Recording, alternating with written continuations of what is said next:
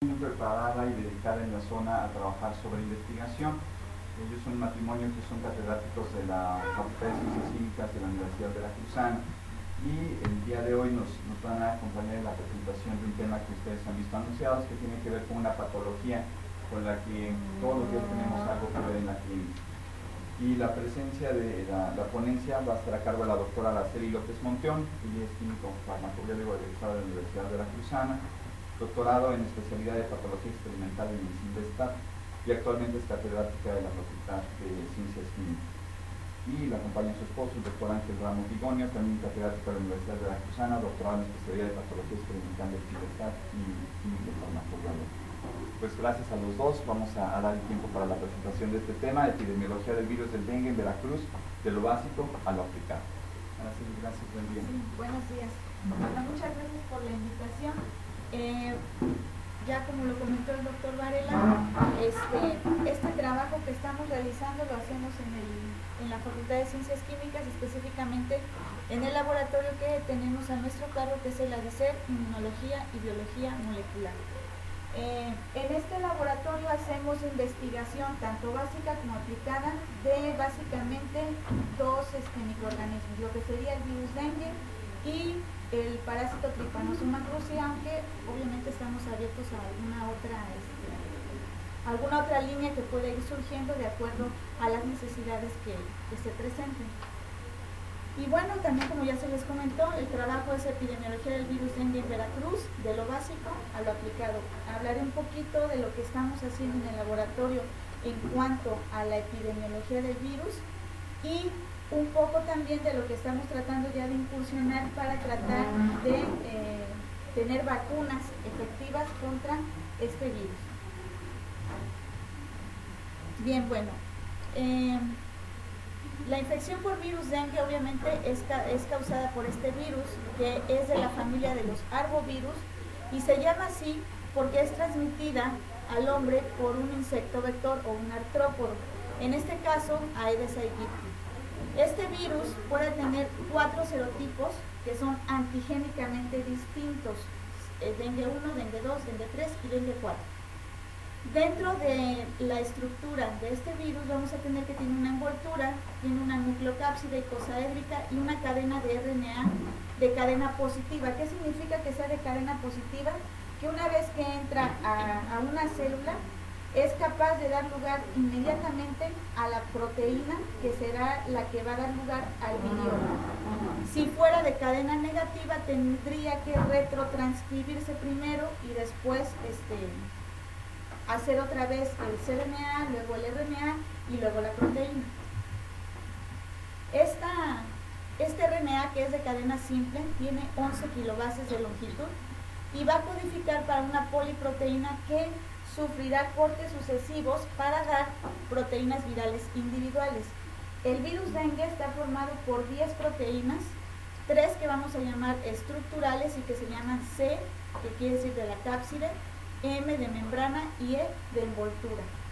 Y 7 proteínas no estructurales, que son la NS1, 2A, 2B, 3, 4A, 4B y las 5. Estas proteínas, todas estas, son no estructurales porque están adentro del virus y son las que se van a encargar de lo que sería la replicación, transcripción y traducción de ese virus. Bueno, el mecanismo de transmisión pues ya todos lo conocemos. Un mosquito infectado transmite a personas sanas el virus. Estas personas se enferman y pueden venir otros mosquitos sanos a picar a estas personas sanas y completar lo que sería el ciclo de esta infección. La infección por el virus va a cursar entonces por 3 etapas. Una que vamos a llamar, o puede tener más bien 3 manifestaciones clínicas, no son 3 etapas por las que se cruza. Lo que llamamos la fiebre por dengue, que es el dengue clásico, la fiebre hemorrágica por dengue y el síndrome de choque por dengue. Estas dos formas, que son las graves, son las que se van a presentar cuando hay una segunda infección por el virus. El mecanismo que más se acepta para explicar por qué se lleva a cabo esta exacerbación de la infección es el siguiente. Se cree que durante una primera infección, que por ejemplo pudiera ser con un serotipo del tipo 1, cuando este virus entra a la célula, se forman anticuerpos contra este virus y estos anticuerpos son capaces de neutralizar el virus e impedir que siga entrando en las células. En este momento, estos anticuerpos, además de que neutralizan al virus, también quedan anticuerpos de memoria que son guardados para una posterior, si se llega a enfrentar esta persona con esa misma infección. Si tuviera una segunda infección y esta infección ya no es con el serotipo 1, sino que es con el serotipo 2, los anticuerpos que se formaron contra el primero no van a servir para neutralizar el virus. Al contrario, lo que van a hacer es que van a ayudar a que haya una penetración masiva al macrófago a través del receptor FC. Quiere decir que entonces, en este momento vamos a tener demasiadas células infectadas y esto dará lugar a que el macrófago active también demasiado al linfocito, se generen factores inflamatorios como interleucina 1, 6, BCAM, ICAM y S-lectina, y esto da lugar a una coagulación intravascular diseminada, que es las hemorragias que se van a presentar en el caso de la fiebre por dengue o del síndrome de choque por dengue. Bien, eso nada más es, digamos, una explicación un poquito más sencilla, dado que esta presentación a veces se las hago también a los estudiantes, entonces, bueno, ya no le modifiqué esto, para que ellos más o menos entiendan a lo que se refieren las petequias y a lo que se refiere la equimosis que se puede presentar en lo que vamos a llamar el síndrome de choque por dengue o la fiebre por dengue. Entonces se pueden presentar petequias, que son manchas o bolsas de sangre, o se puede presentar la equimosis, que son manchas de sangre pero más grandes y bajo la piel. Además de que puede haber sangrado de encías y bueno, una serie de complicaciones que obviamente yo creo que ustedes las conocen más que yo, porque yo básicamente me voy a lo que sería la investigación y no tanto la clínica. Bien, entonces existen reportes de la Secretaría de Salud en donde se nos dice cuáles son los estados de la República que tienen mayor prevalencia del virus. Y por desgracia, los que están en rojo son los que tienen alto, digamos, un alto grado de prevalencia del virus, puesto que ahí circulan los serotipos y generalmente van a circular todos los serotipos en México. Entonces, estamos expuestos finalmente a tener las formas graves de la infección. Y bueno, pues aquí está Veracruz en rojo, y bueno, casi todo la República. Y desgraciadamente también, entonces, tenemos en nuestro estado la mayor presencia de casos de dengue hemorrágico, mayor de 500.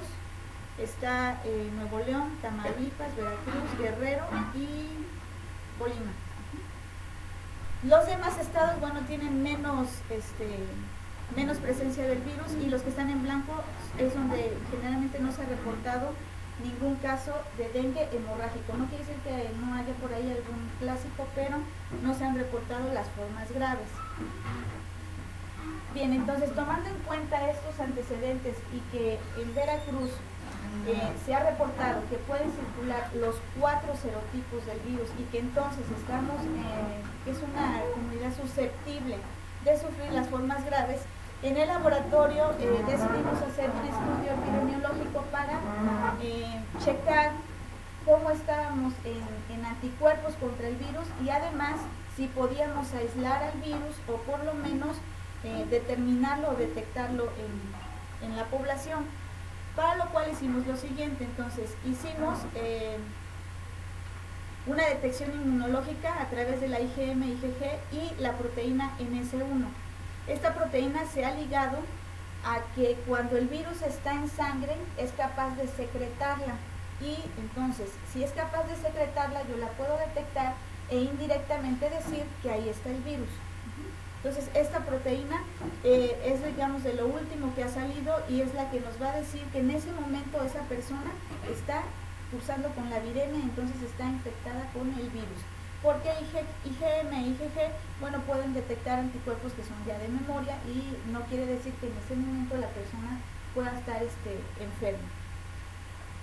La otra cosa que se puede hacer es aislar el virus a través de infectar células C636. Estas células C636 son del mosquito Aedes, y obviamente se infectan y a partir de ahí se obtiene el virus. Y la otra es hacer una detección molecular por PCR, en donde además de detectar al virus vamos a poder determinar cuál es el serotipo que está infectando, puesto que hay primers que nos ayudan a identificar cada uno de estos serotipos. Bien, entonces la estrategia fue la siguiente: se obtuvieron sueros, se procesaron por ELISA. Para el caso del ELISA se utilizó el IgM, el IgG, el NS1, y dado lo que les había yo comentado, entonces todas las positivas a NS1 se procesaron para RT-PCR para tratar de detectar a lo que sería el virus. Específicamente, en el caso de la PCR, lo que vamos a hacer es identificar su ácido nucleico. Entonces, dado que el virus es de RNA, es necesario hacer una retrotranscripción que llamamos, por eso se llama RT, pasar del RNA al DNA y luego ese DNA amplificarlo por la PCR para poderlo detectar. Si eran negativos, bueno, pues ya se quedaban como negativos, y los positivos se hicieron además otra PCR que llamamos ahora Nested, que se llama anidada en español. Hacemos otra PCR para determinar el serotipo que esté infectando. Entonces, en esta primera, lo único que vamos a determinar es que ahí está el virus. Y amplificamos un fragmento de 511 pares de bases que corresponden a la parte, digamos, al cDNA de la proteína E, que es de la envoltura. Y a partir de se amplifican estos diferentes que tienen diferente tamaño: 482, 392, 290 y 119, y cada uno de esos será un serotipo diferente. Entonces, como tienen fragmentos diferentes, incluso en una misma corrida yo puedo hacer la diferenciación. Bien, las localidades de estudio fueron las localidades que se encuentran en la comunidad de Tezonapa. Elegimos esta zona porque ya teníamos acceso a ella por algunos problemas que tenemos en cuanto a la enfermedad de Chagas. Y además porque las personas nos decían que había mucho mosquito, bueno, X cosa, entonces decidimos hacerlo también ahí. Se muestraron 12 comunidades rurales, que es Paraíso La Reforma, La Joya, Rancho Nuevo, San Agustín, Palmarito, Las Josefinas, El Suspiro, Cachapa, El Mirador, Raya Caracol, La Luna y Monte Alto. Todas estas correspondientes a la comunidad de Tezonapa. Se obtuvieron aproximadamente 420 sueros, de los cuales, como hicimos una encuesta y un consentimiento informado además, en la encuesta, cuando mencionaban haber tenido algún síntoma relacionado con lo que es la infección por el virus dengue, fueron los que se incluyeron. Los que mencionaron que nunca habían tenido nada, esos se excluyeron. De todos esos, entonces, se utilizaron solamente 239, los cuales se tamizaron, como ya les había comentado, a través de la IgM, IgG y la NS1. Este es el caso de los resultados que nos dieron de IgM. El kit que se utiliza aquí es el que se utiliza, digamos, ya de manera mundial para detectar el virus, que es el PanBio, y aquí logramos determinar que había 13 muestras positivas. Esta línea de corte se saca con el kit. El kit trae una serie de controles negativos y demás para poder sacar esta línea de corte. Todo lo que quede arriba de la línea de corte será positivo y todo lo que quede debajo de esa línea será negativo. Entonces, de las 239 había 13 muestras positivas, aproximadamente un 5.43% de positividad. Para el caso de la IgG, de las 239 había 28 muestras positivas y nos daba una prevalencia de 11.7. Lo mismo, la línea de corte se saca con el kit. Y para el caso de NS1, de esas muestras, de las 239, 17 resultaron positivas a NS1. Todas estas, entonces, se procesaron para realizar la RT-PCR. Hasta este momento, bueno, queríamos o podíamos decir que todas estas muestras tienen ahí al virus, dado lo que se ha reportado en relación a NS1. Eso es un poquito de lo que viene en el kit. Se sabe que cuando el virus está en sangre, secreta NS1 y en ese momento sabremos que ahí está el virus. Y posteriormente se empieza a producir la IgM, luego hay un receso, digamos, y luego se produce la IgG. Bien, entonces nada más es un gel para que ustedes vean las diferencias en cuanto a los tamaños de los fragmentos que se pueden obtener. A partir de células C636 que están infectadas con el virus, estandarizamos las condiciones de la PCR y en el primer carril están los marcadores de tamaño, en el segundo el fragmento de 511 pares de bases, que es el fragmento que corresponde al DNA de la proteína E, que como yo les comentaba, ese es el primero que se amplifica. Una vez que se amplifica de 511, a partir de se hace una reacción que llamamos PCR anidada o nested, y de ahí entonces ya podemos sacar los serotipos que estén infectando. Aquí están los 4 porque yo lo realicé a partir de los 4 serotipos únicamente para estandarizar y para estar seguro que ahí estaban los fragmentos y que se pueden obtener. Entonces, este sería dengue 1 con 482 pares de bases, es dengue 2 con 119, dengue 3 con 290 y dengue 4 con 394. Y esto que está acá es lo que yo les comentaba, dado que tienen diferentes tamaños, los puedo correr en una misma muestra y ahí saldrán todos. Aquí están los 4, 1, 2, 3, 4. Bueno, corresponden a diferentes serotipos, ¿no? Porque no van en orden en cuanto al tamaño.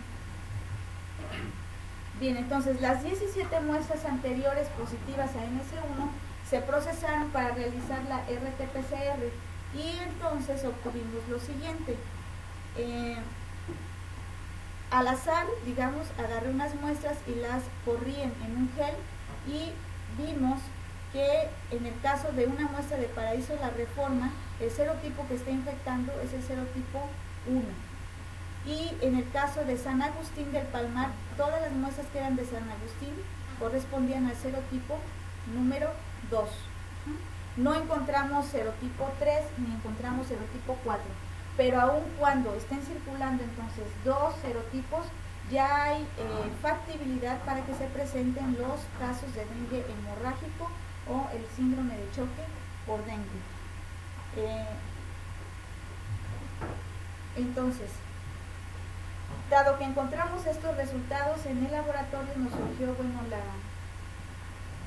digamos que la idea de tratar de empezar a hacer una vacuna, pero bueno, leyendo la literatura empezamos a darnos cuenta que no hay una vacuna hasta el momento porque es complicada en el sentido de que son 4 serotipos y entonces esta vacuna tiene que proteger contra los 4, porque no nos podemos dar el lujo de que solo proteja contra 1 o contra 2, si al rato pueden infectarse con otro serotipo y dado que, vuelvo a repetir, en México circulan los 4 serotipos. Entonces, de acuerdo a lo que hemos leído en la literatura, la respuesta inmune que protege durante una infección por el virus dengue va a ser la respuesta inmune celular, es decir, aquella que pueda atacar a las células que estén infectadas. No me va a servir para nada los anticuerpos, ni me van a servir todo lo que sería la respuesta inmune humoral, esa no me va a servir. A la fecha no existe una vacuna que proteja contra los 4 serotipos. Se han hecho algunos intentos y bueno, hay vacunas que protegen a lo mejor contra el 2, contra el 1, pero también no han llegado a las fases ya terminales para que ya puedan ser utilizadas. Por lo tanto, es necesaria la construcción de una vacuna que llamaremos tetravalente, que proteja contra los 4 serotipos y que esta vacuna además no induzca respuesta humoral para evitar el desarrollo de las formas graves de la enfermedad, como es la fiebre por dengue, la fiebre hemorrágica o el síndrome de choque. En la literatura también nos pusimos a ver y encontramos que la proteína NS3 es una proteína que presenta epítopos o secuencias que pueden ser reconocidos por la célula T, y dado que la célula T es una célula clave en la respuesta inmune celular, entonces decidimos utilizar esta proteína para empezar a hacer un candidato a vacuna. voy a dar un recordatorio de lo que sería la respuesta inmunomoral y celular, nada más para que nos centremos en lo que mi grupo y mi laboratorio está tratando de inducir o de hacer. Cuando hay un antígeno que se sintetiza de manera endógena, es decir, como el caso de los virus que están adentro de la célula, esos antígenos van a ser presentados y más bien procesados y presentados por una célula presentadora de antígeno en el contexto del MHC clase 1, y el linfocito lo reconocerá a través de su PCR.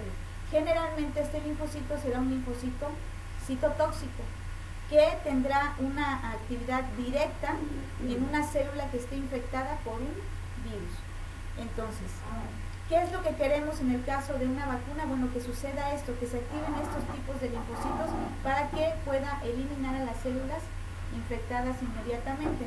Por lo tanto, se requiere que el macrófago, que es esta célula presentadora de antígeno, produzca interleucina 1 para que esto active a los linfocitos, tanto citotóxicos como cooperadores, porque si el antígeno fuera secretado y entonces está de manera extracelular, entonces ahora se va a presentar en el contexto del MHC clase 2, que aquí quien lo va a reconocer no será un linfocito T citotóxico, sino un linfocito T cooperador. La H es de la palabra en inglés helper y se llama también cooperador. Cuando esto sucede, cuando esto se activa, entonces se puede dar lugar a dos cosas. Una vez que se liga el TCR, se puede producir un linfocito TH1 o un linfocito TH2. Esta respuesta TH2 es la que vamos a llamar la humoral, la de los anticuerpos, porque se produce interleucina 4, interleucina 5, 7 y 10, que van a ayudar a la célula B a que se transforme en una célula plasmática y que produzca anticuerpos como IgM, IgG, IgA e IgE. Pero esta vía, acuérdense que no la queremos en el caso de la infección por el virus dengue. Yo lo que quiero es esta de aquí, que es la respuesta celular. Por lo tanto, requiero que mi linfocito produzca interleucina 2, 6, 12, interferón gamma y TNF-beta, y que además el macrófago sea capaz de producir interleucina 1 porque es el principal activador de los linfocitos y además del propio macrófago. Esta citocina tiene una actividad que llamamos autócrina, quiere decir que además de que activa alguna célula en una forma, digamos, lejana, puede activarse a él mismo. Entonces tiene una actividad autócrina también. Bien, entonces este sería el genoma del virus dengue. Aquí está lo que sería la proteína M, el E, bueno, esto sería el genoma, entonces es el RNA. De la E, de la NS1, la 2A, la 2B, la NS3, la 4A, la 4B y la NS5, que ya habíamos comentado que podía tener este virus. De esto se eligió entonces la NS3 por tener secuencias que permiten activar al linfocito T. Este NS3 a su vez tiene dos actividades, una actividad que vamos a llamar de proteasa y otra actividad que llamamos de helicasa. La proteasa obviamente va a servir para que una vez que está formada la proteína, esta haga los cortes y se produzcan las proteínas individuales. Y la helicasa, bueno, ayuda durante la replicación del virus. De toda esta secuencia, únicamente vamos a utilizar la secuencia o la parte que es de proteasa, porque es la que tiene la mayor cantidad de picos para la célula T. Entonces, esta partecita, que vamos a llamar NS3Pro 185, es la que se amplificó por PCR de cada serotipo, y es lo que tengo aquí, del 1, del 2, del 3 y del 4. Este fragmento de aquí. Y estos fragmentos, cada uno por separado, se clonaron en un vector de expresión. Este vector que se llama PHEX5X. ¿Qué hacen estos vectores? Estos vectores lo que nos van a ayudar es a introducir un DNA extraño. Lo introducimos en una bacteria y la bacteria, con su capacidad que tiene de replicación, transcripción y traducción, nos va a dar lugar a la proteína. En ese momento esa proteína ya se llama proteína recombinante, ya no es una proteína nativa, natural, sino que es una proteína producida artificialmente por una bacteria. Entonces, para eso nos sirven estos plásmidos que vamos a llamar vectores de expresión.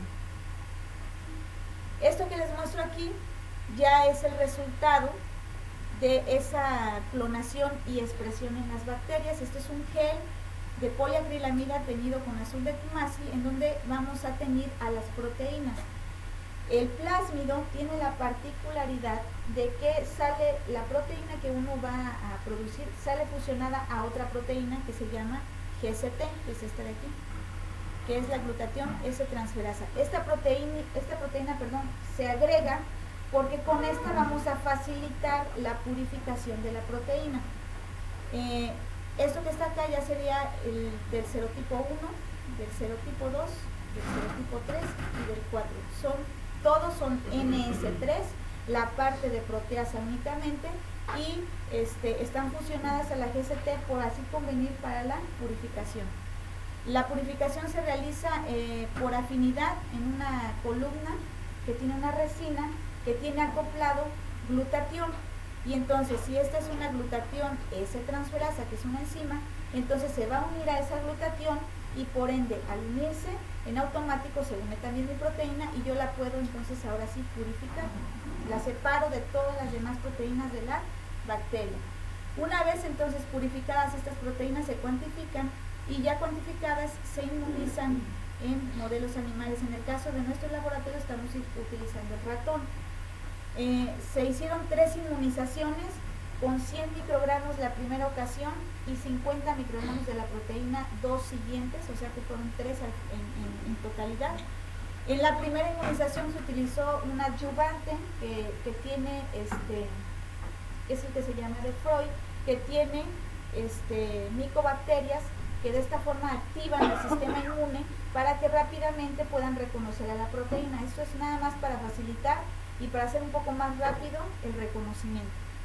Y después se le pone adyuvante, pero que ya no está con las micobacterias, lo único que es como un aceitito, que lo que va a hacer es tener de forma más agregada al antígeno para que el macrófago lo vea más rápidamente. Pero ya no lleva las micobacterias. La micobacteria nada más se pone la primera vez para activar o despertar al sistema inmunitario. Después de esas inmunizaciones se obtiene el vaso para realizar una serie de experimentos que en el caso del trabajo de doctorado que realiza mi alumna, bueno, ella tiene que ver la activación de la célula T, por lo tanto, a partir del vaso las obtiene y checa si se activaron o no se activaron, si producen citocinas, si no las producen. Entonces, a partir de aquí se determinaron las citocinas, estas que yo ya había comentado, la interleucina 1, el TNF alfa, el interferón, etc. Y además se hicieron también ensayos de ELISA para ver cuánto correlacionaban nuestros resultados que habíamos obtenido con IgM, IgG-NS1, si estos sueros también podían reconocer a nuestras proteínas y si se podían utilizar en un corto o largo plazo como diagnóstico, sin necesidad de estar comprando los kits, porque la verdad sí son bastante caros. Y eso es lo que les muestro acá. Entonces, es una comparación de las 4 pruebas, digamos, de la IgM, de la IgG, del NS1 y de la recombinante NS3 que teníamos en el laboratorio. Pudimos observar, al hacer el análisis de esta, digamos, de esta comparación, que nuestro método tiene una sensibilidad del punto 92. Entre más cercanos que a 1, mucho mejor. Tiene una especificidad del punto 98, o sea que el error, digamos, de poder detectar específicamente al virus es de punto 0.02. Tiene un valor predictivo positivo de punto 85, eso quiere decir el porcentaje de lo que yo puedo detectar a un caso positivo. Y el valor predictivo negativo es también el porcentaje de lo que yo voy a detectar a un caso negativo. No voy a tener tantos problemas en tener falsos positivos o falsos negativos. Entonces, esto nos está hablando de que la proteína sí puede ser utilizada como diagnóstico, aunque obviamente esto solamente es una proposición todavía, porque hay que probar muchísimos más sueros para poder ya decir y de alguna forma estipular que pueda ser utilizado como diagnóstico y bueno, obviamente patentarlo si se requiere. Y para eso, bueno, ya estamos en pláticas con el INDRE para que nos puedan mandar sueros que ellos detecten que sean positivos, pero que a mí no me digan, o sea, que sean dobles ciegos, creo que algo así se llama, para que yo los pueda procesar y entonces determinar si mi antígeno, en este caso la proteína recombinante, sí es capaz de seguirlos reconociendo. Y si sí, bueno, pues entonces ahora sí se puede realizar una patente de estas proteínas. Bien, esto sería nada más un resumen de lo que habíamos visto de mi serología, en donde habíamos visto que eran 420 ceros al inicio, 239 únicamente se procesaron, para IgM solo dieron 13 positivas, para IgG 28, para NS1 17, y de las 17 que fueron de NS1 dieron positivas con PCR, únicamente hubo un caso con serotipo 1, y los demás casos, los 16, fueron del serotipo número 2. Estas claves que muestro aquí son de los diferentes pacientes. Cada uno tiene la clave de dónde se obtuvo de cachapa, del suspiro XXX, para que los podamos identificar de alguna forma. Bien, entonces a partir del vaso, yo les había comentado que entonces se hizo un macerado. Lo que se hace con el vaso es macerarlo, obtener las células, lisar los eritrocitos, porque ya saben ustedes, el vaso es rico en eritrocitos, hay que eliminarlos. Se eliminan los eritrocitos y nos quedamos únicamente con las células blancas. ¿Cuáles van a ser? Bueno, ahí puede haber linfocitos T, linfocitos incluso B, puede haber también. De los T puede haber de los dos, de los que llamamos citotóxicos, de los cooperadores, y además va a haber gran cantidad de macrófagos, que son las células presentadoras de antígeno y células dendríticas. Entonces, a partir de ahí, esas células se estimulan in vitro con las proteínas. Aunque ya las habían visto, se les vuelve a poner para que sean capaces entonces sí de activarse y empezar a producir las citocinas que esperábamos que fueran del tipo celular. Entonces es medio complicada toda la regulación que tengo aquí, pero me voy a centrar básicamente en las que sí nos interesan, que es la interleucina 1 y el TNF y el interferón. Desgraciadamente el interferón no lo pudimos detectar casi en ninguna condición. Lo tengo en la condición que se llama de GCT, pero ese es un control interno, porque acuérdense que la proteína va fusionada a GCT. Pero sí tenemos interleucina 1 abundante con varios serotipos, con el 1, con el 3, y este último es con todos los serotipos juntos. Aquí lo que hicimos es meter los 4 serotipos a la célula y también lo produce. Aquí igual tenemos al 1, al 3 y al 4. Entonces va correlacionando. Todo este panel corresponde a los animales que fueron inmunizados con el serotipo 1, con el serotipo 2, con el serotipo 3 y con el serotipo 4. Entonces, hasta aquí los resultados son más o menos alentadores. No les puedo decir que son de la totalidad, porque, bueno, los inmunólogos, bueno, sí se fijan mucho en que no haya de las dos tipos de citocinas, porque si hay de los dos tipos de citocinas, decimos que hay un equilibrio. Lo que queremos es que esté polarizado hacia un lado. ¿Y hacia qué lado quiero? Hacia que haya mucha interleucina 1, mucho TNF, mucho interferón, y que no se presente la 10. Lo que sí tenemos es que la 10 no la tengo, más que en este serotipo de aquí, que es el 4. Es en el único que tuve la 10, y eso también nos está hablando de que muy probablemente sí tenemos una respuesta celular, porque la 10 es específica de lo que sería la respuesta inmune tumoral.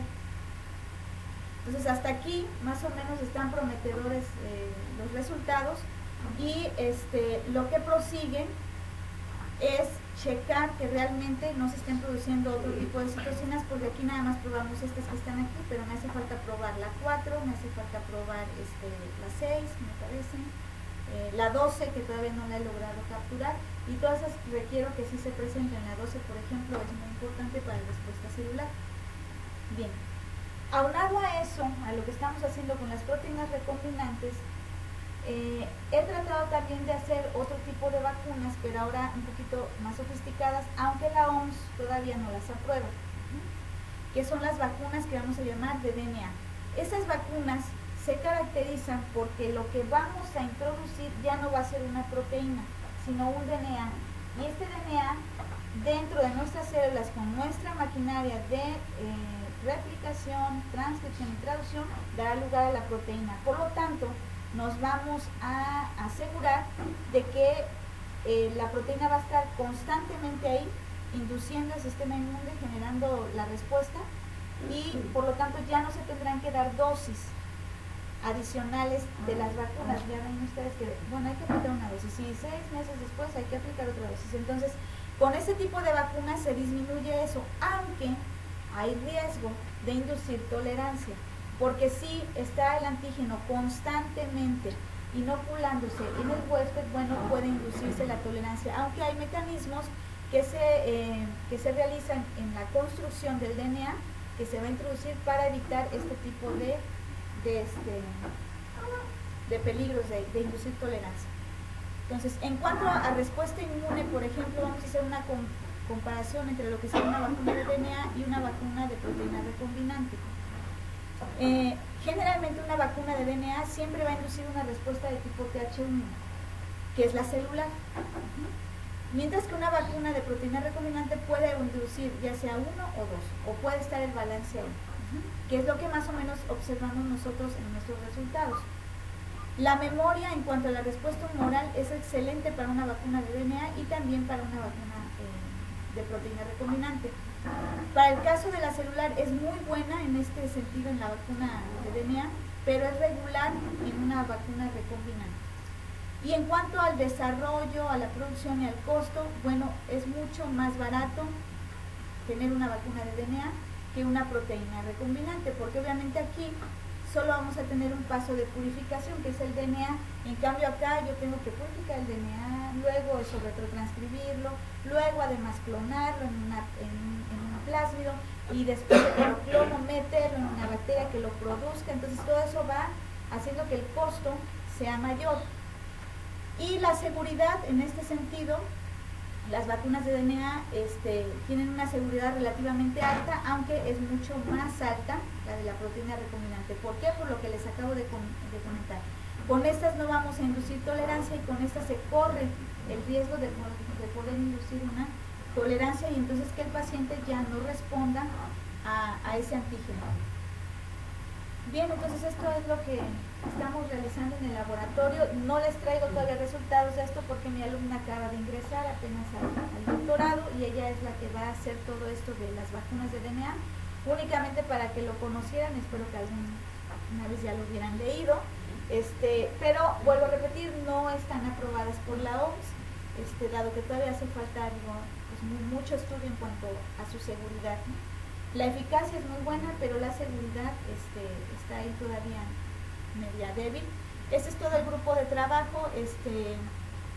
Bueno, el doctor Ángel Ramos Ligone, que colabora ahí en el laboratorio, el doctor Mario Cava Vinagre, que está en el Instituto de Investigaciones Biológicas de la UB, el doctor Stefan Boliseski, que está en el Instituto de Medicina Forense, la MC Aurora Parisi, que es la que nos ayudó en todo este sentido de la epidemiología en cuanto a qué buscar, la IgM, la IgG, la NC1, ella es la que me la recomendó porque era algo que había salido de manera novedosa.